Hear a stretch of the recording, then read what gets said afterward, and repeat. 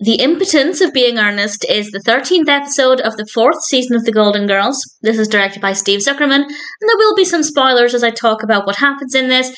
To be honest, though, I didn't like this very much. I didn't hate it, I didn't dislike it, I would never say that I was bored at any point. I just didn't find it to be that interesting, but I guess they are addressing a pretty important topic. I'll talk about the main narrative in a moment, but we have a subplot involving Sophia, which, to be honest, I feel like I would have found it funnier, or I should have found it funnier, because I find Sophia to just be absolutely fantastic, and I just didn't get any joy out of it. She receives a feather in the mail from a cousin in Sicily, and Dorothy points out that everything in Sicily means something.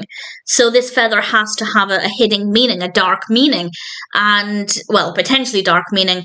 And part of the episode is a mystery surrounding that, and it sounds okay, but I just found the execution to be really boring. So that part of the narrative I didn't love.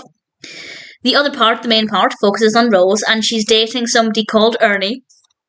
But Rose is a bit concerned because he basically hasn't tried to make a move on her yet. He hasn't tried to go to bed with her. And while Rose says she's not in a hurry for it to happen, she does think it's a little bit strange. And he confesses to her that he's impotent. And I think that's addressing a really important topic, and I think they do a really good job with that.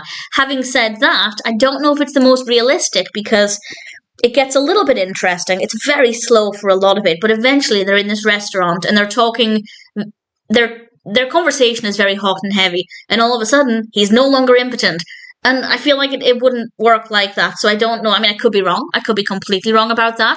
But if I'm not wrong and it wouldn't work like that, I feel like that's bad information, false information, so I don't completely love that part of it. But take what I'm saying with a pinch of salt.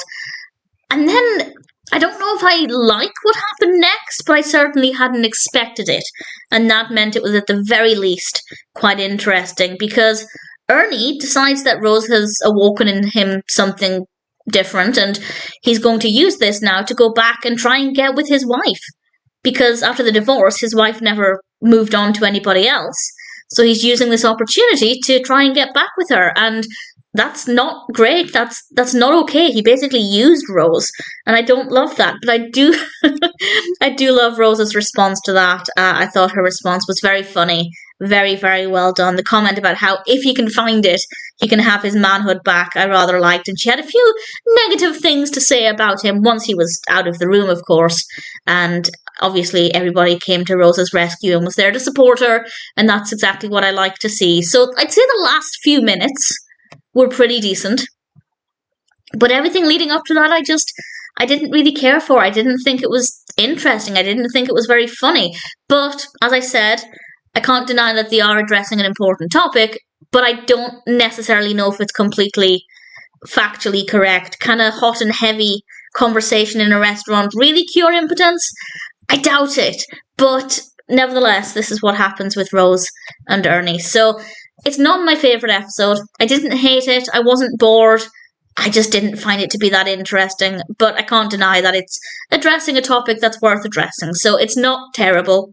The Impotence of Being Ernest may not be my favourite episode, but I guess I didn't mind it.